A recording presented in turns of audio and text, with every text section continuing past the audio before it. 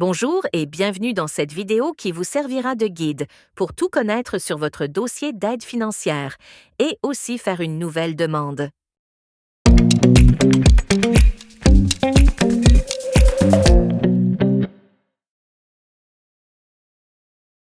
Que ce soit pour créer votre dossier, s'y connecter ou bien faire une nouvelle demande d'aide financière, nous vous recommandons fortement d'utiliser un ordinateur plutôt qu'un appareil mobile. L'ordinateur de bureau vous assurera une visibilité maximale et une navigation confortable tout au long du processus. Si vous utilisez un appareil mobile pour créer votre dossier ou faire une nouvelle demande d'aide, que ce soit un téléphone ou une tablette, le site de l'aide financière aux études vous informera que son site n'est pas adapté à l'appareil que vous utilisez. Tout d'abord, sachez que pour accéder au portail de connexion à votre dossier d'aide financière aux études, vous pouvez passer par le site du centre de formation. Pour ce faire, rendez-vous directement à l'adresse affichée à l'écran.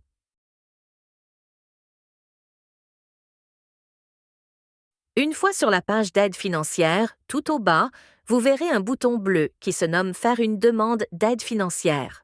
En cliquant sur le bouton, vous serez dirigé au portail pour vous connecter à votre dossier.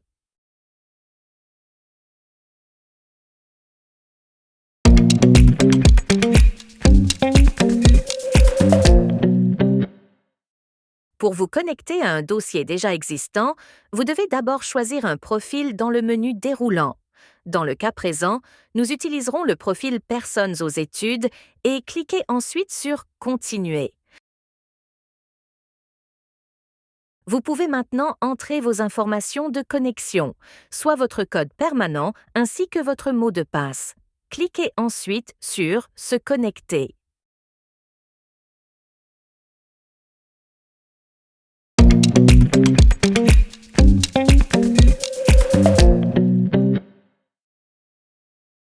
Pour faire une nouvelle inscription sur le site, vous devez cliquer sur le bouton S'inscrire situé dans la partie de droite de la page.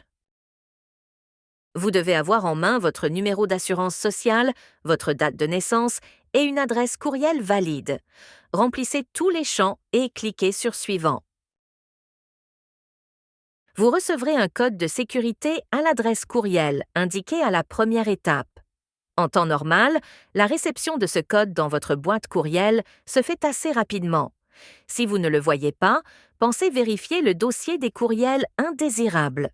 Une fois que vous avez le code de 8 caractères, entrez-le dans le champ de droite et cliquez sur Suivant.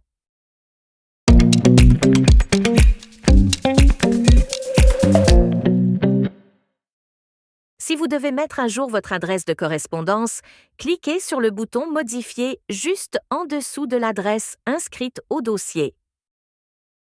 Pour rechercher votre adresse dans le répertoire, vous devez entrer votre numéro d'immeuble, qui est en fait que les chiffres de votre adresse.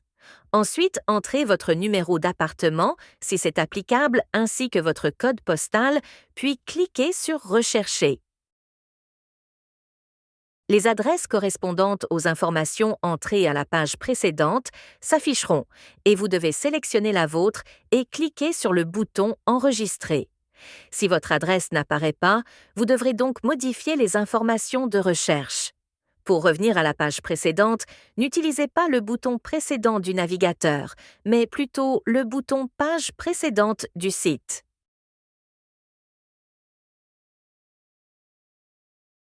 Maintenant, vous devez vérifier et confirmer vos coordonnées inscrites à votre dossier. Si les informations indiquées sont exactes, vous pouvez cliquer sur Confirmer. Vous êtes maintenant connecté à votre dossier d'aide financière et depuis ce tableau de bord, vous êtes maintenant prête ou prêt à faire votre nouvelle demande d'aide.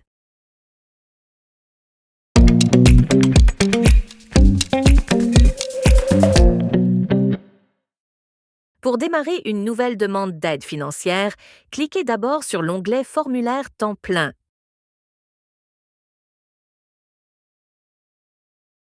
Ensuite, sélectionnez l'année d'attribution et dans l'encadré bleu juste en dessous, cliquez sur Demande d'aide financière. Sur cette page, vous verrez l'identité de la personne aux études. Si ces informations sont exactes, cliquez sur le bouton Page suivante.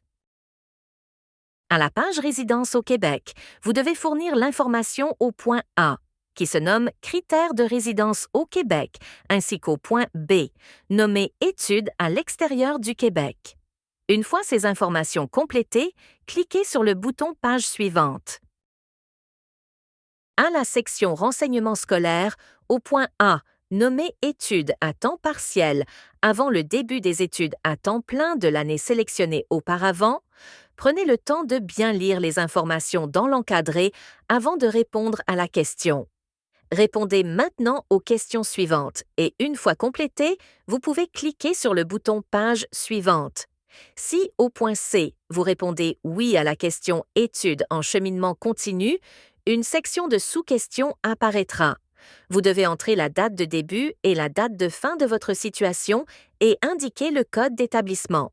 Si vous n'avez pas le code de votre établissement scolaire, cliquez sur le bouton Rechercher pour trouver l'établissement dans lequel vous vous êtes inscrit.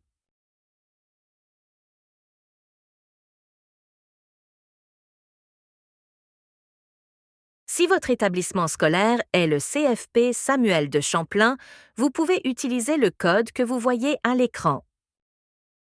Une fois le code d'établissement entré et que vous voyez le bon nom du centre de formation où vous étudierez prochainement, entrez maintenant le code de votre programme d'études.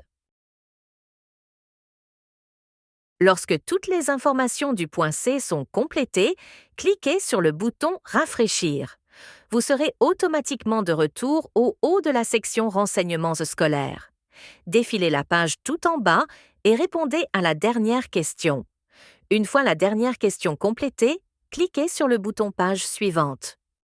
La page suivante concerne l'allocation pour du matériel d'appui à la formation. Si vous êtes admissible au programme de prêts et bourses, vous pourriez avoir droit à un montant de prêt supplémentaire, à raison de 500 $. C'est à vous d'analyser votre situation pour savoir s'il est pertinent de faire cette demande. Notez que vous pourrez la faire ultérieurement. Cette page concerne plusieurs points. Le premier, le point A, est votre état matrimonial. Choisissez votre état actuel et répondez ensuite aux prochaines questions du point A. Le point B vous demande si vous êtes atteint d'une déficience permanente, entraînant une incapacité significative et persistante. Le point C concerne l'autonomie en fonction de votre situation familiale. Le point D est pour l'autonomie en fonction des études. Avant de cliquer sur le bouton Page suivante, assurez-vous d'avoir répondu à toutes les questions ci-haut en lien avec votre situation. Après avoir vérifié avoir répondu à toutes les questions et que l'information est exacte, vous pouvez cliquer sur le bouton Page suivante.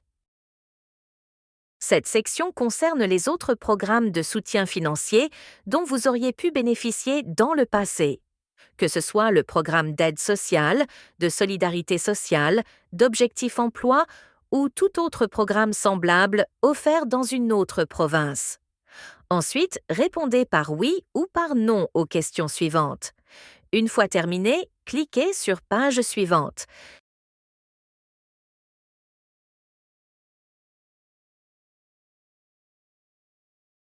La présente section concerne vos ressources financières.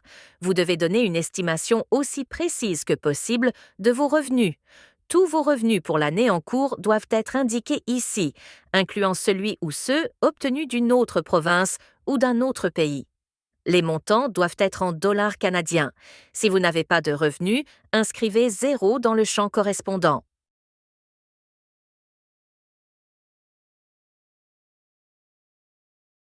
Vous êtes maintenant à la dernière section avant d'envoyer votre formulaire. Cette page, qui se nomme Déclaration sur l'honneur et envoi du formulaire, vous demandera de confirmer que tous les renseignements entrés auparavant sont exacts et complets. Si vous pensez avoir oublié d'entrer quelque chose ou si vous souhaitez vérifier votre formulaire à nouveau, rendez-vous en haut de la page et cliquez sur le bouton Page précédente. Si votre formulaire est bien rempli et que rien n'est manquant, sélectionnez Oui à la question Je le déclare et cliquez sur le bouton Envoyer. Après avoir cliqué sur Envoyer, une fenêtre de confirmation apparaîtra vous demandant si vous désirez envoyer votre formulaire. Si oui, cliquez sur le bouton OK.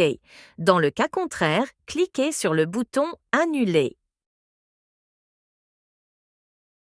La section suivante se nomme Documents requis, confirmation et rappel.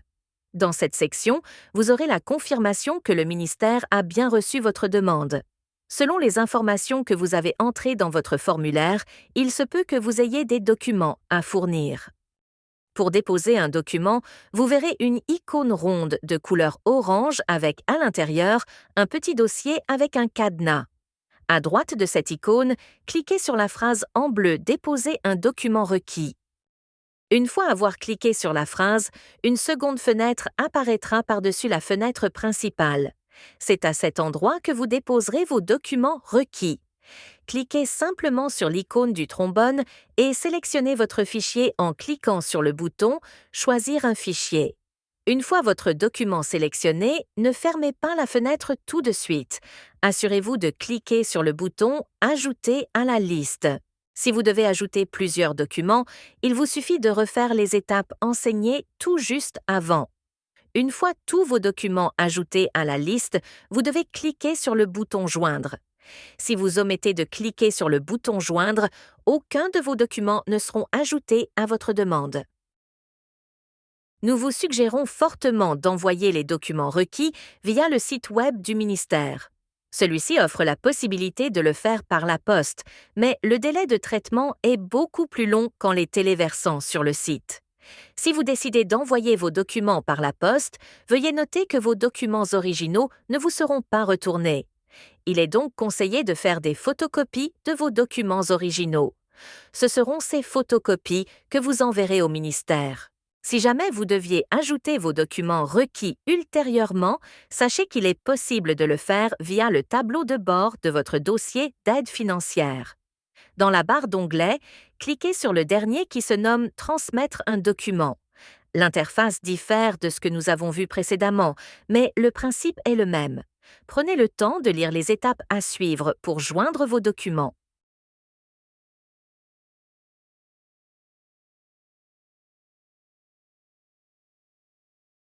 Félicitations! Vous venez de compléter votre nouvelle demande d'aide financière aux études. Pour la suite des choses, vous devriez recevoir un courriel pour toute mise à jour concernant votre demande d'aide financière. Lorsque vous recevrez une communication par courriel en lien avec votre demande, il est impératif d'aller la consulter dans votre dossier d'aide financière le plus rapidement possible. Ceci évitera tout délai supplémentaire dans le traitement de votre demande.